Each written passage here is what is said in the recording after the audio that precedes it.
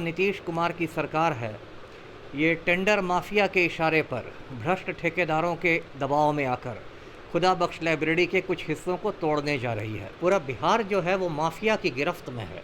जो tender mafia है वो इस निर्माण कार्यों से बहुत सारा पैसा लूटता है। जैसे अभी खुदा बख्श लाइब्रेरी के हिस्सों को तोड़कर फ्लाई ओवर बनाने की बात है ना।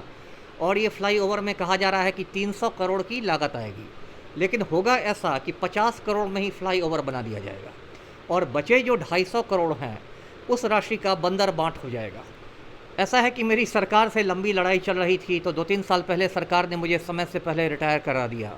ये मेरे खिलाफ कोई इल्ज़ाम नहीं था, लेकिन सरकार ने कहा कि लोकहित में, पब्लिक इंटरेस्ट में इनको रिटायर कराया जाता है। तो मैं अभी अदालत में केस लड़ रहा हूँ, कोर्ट में केस लड़ रहा हूँ और मुझे उम्मीद है कि 1-2 साल बाद मैं फिर सेवा में लौट जाऊँगा। जब से ये रंगा बिल्ला की सरकार आई है, मैं नरेंद्र मोदी और अमित शाह को रंगा बिल्ला ही कहता हूँ, जब से ये रंगा बिल्ला की सरकार आई है, नीतीश कुमार है, एक तो वो टेंडर माफिया की कठपुतली है, दूसरा कि वो बीजेपी आरएसएस की कठपुतली है। तो टेंडर माफिया और बीजेपी आरएसएस सब के इशारे में आकर नीतीश कुमार ने ये फैसला किया है कि लाइब्रेरी के हिस्सों को तोड़ दिया जाएगा। लेकिन ये हम लोग तोड़ने नहीं देंगे और ये आर पार की लड़ाई होगी। हमारे साथ अमिताभ कुमार दास हैं, जो 1994 बैच के आईपीएस अधिकारी हैं।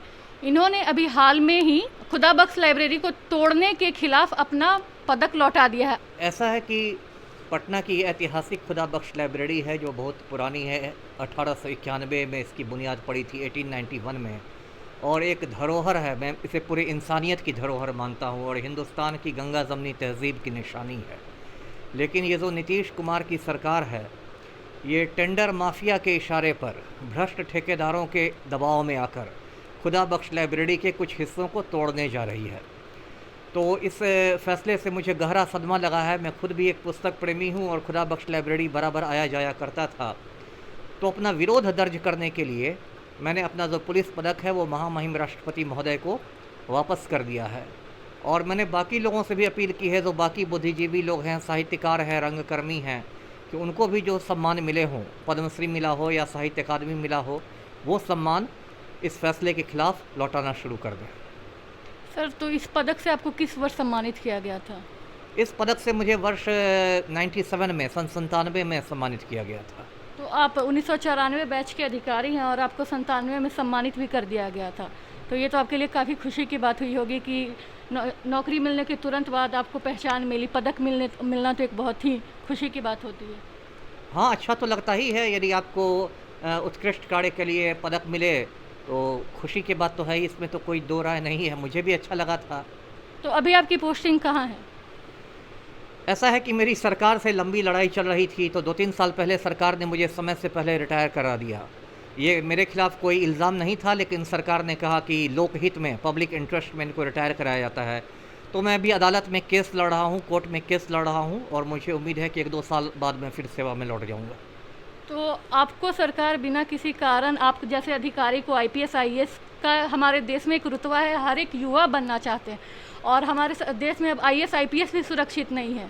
तो देखिए, पहले तो काफ़ी सुरक्षित थे, लेकिन जब से ये रंगा बिल्ला की सरकार आई है, मैं नरेंद्र मोदी और अमित शाह को रंगा बिल्ला ही कहता हूँ, जब से ये रंगा बिल्ला की सरकार आई है तो यहाँ थोड़ा तानाशाही रवैया हो गया है सरकार का, और सरकार ईमानदार लोगों को बर्दाश्त नहीं कर रही है। अभी आपने खबरों में सुना होगा, यूपी में एक ईमानदार आईपीएस थे, मिस्टर अमिताभ ठाकुर, 92 बैच के, उनको भी 10-15 रोज़ पहले इसी तरह रिटायर करा दिया गया। एक मिस्टर संजीव भट्ट, गुजरात कैडर के बहुत बहादुर और ईमानदार आईपीएस अधिकारी रहे हैं, उनको भी बर्खास्त कर दिया गया और उनको तो झूठे मामले में फंसाकर 30 साल के लिए जेल भेज दिया गया है। तो अभी जो भी इस सरकार के साथ नहीं है, जो इस तानाशाही के साथ नहीं है, उन लोगों पर, ईमानदार लोगों पर सर्जिकल स्ट्राइक किया जा रहा है। इस मामले में बिहार विधानसभा की पुस्तकालय समिति की बैठक में भी इस विषय पर गहन विचार विमर्श किया गया और इसको माना गया कि तोड़ने का फैसला गलत है। फिर भी ऐसा क्यों किया जा रहा है? देखिए, ये सारा खेल है टेंडर माफिया का, है ना। पूरा बिहार जो है वो माफिया की गिरफ्त में है। जो टेंडर माफिया है वो इस निर्माण कार्यों से बहुत सारा पैसा लूटता है। जैसे अभी खुदा बख्श लाइब्रेरी के हिस्सों को तोड़कर फ्लाई ओवर बनाने की बात है ना। और ये फ्लाई ओवर में कहा जा रहा है कि 300 करोड़ की लागत आएगी, लेकिन होगा ऐसा कि 50 करोड़ में ही फ्लाई ओवर बना दिया जाएगा और बचे जो 250 करोड़ हैं उस राशि का बंदर बांट हो जाएगा और उसमें मंत्री से लेकर संतरी तक सबका कमीशन बना रहता है। तो ये पूरा एक लूट तंत्र है ना।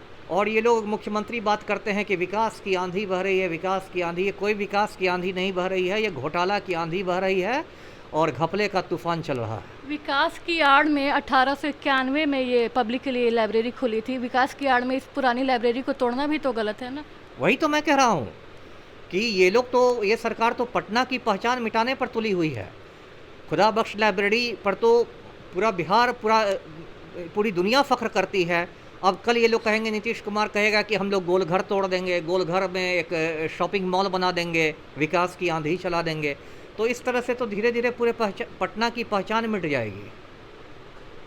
इस लाइब्रेरी को 1969 में नेशनल इम्पोर्टेंस का ये बिल्डिंग घोषित कर दिया गया है। फिर भी सरकार क्यों ऐसा करना चाहती है? अगर करना है तो कोई अल्टरनेटिव, जैसे इसके लिए जो बैठक की गई उसमें भी इस फैसले को गलत बताया गया, तो कोई अल्टरनेटिव भी बताया गया होगा। तो सरकार उस अल्टरनेटिव पे क्यों नहीं काम करना चाहती है? यही मैंने कहा ना कि जहाँ चाह वहाँ राह है। सरकार यदि चाहती तो कोई विकल्प खोज सकती थी, कोई अल्टरनेटिव खोज सकती थी। लेकिन चूंकि तो नीतीश कुमार है, एक तो वो टेंडर माफिया की कठपुतली है, दूसरा कि वो बीजेपी आरएसएस की कठपुतली है। तो टेंडर माफिया और बीजेपी आरएसएस सब के इशारे में आकर नीतीश कुमार ने ये फैसला किया है कि लाइब्रेरी के हिस्सों को तोड़ दिया जाएगा। लेकिन ये हम लोग तोड़ने नहीं देंगे और ये आर पार की लड़ाई होगी। मेरा एक अपना संगठन है बिहार विप्लवी परिषद। मैंने नारा दिया है कि हर शख्स खुदा बख्श, है ना। यानी कि हर शख्स, चाहे वो हिंदू हो, मुसलमान हो, औरत हो, मर्द हो, आज हर शख्स के भीतर एक खुदा बख्श खान है और हम लोग शहादत दे देंगे लेकिन खुदा बख्श लाइब्रेरी को टूटने नहीं देंगे। तो ये हमारे साथ थे अमिताभ दास, जिनका साफ कहना है कि ये रुकने वाले नहीं हैं, इन्हें ज़बरदस्ती रिटायर करा दिया गया है या जो भी कर हो, अब ये रुकेंगे नहीं और लड़ाई आर पार की होगी और ये खुदा बख्श लाइब्रेरी को टूटने से किसी हाल में भी बचाएंगे। वीडियो पसंद आए तो हमारे फेसबुक पेज को लाइक करिए, यूट्यूब चैनल को सब्सक्राइब करिए।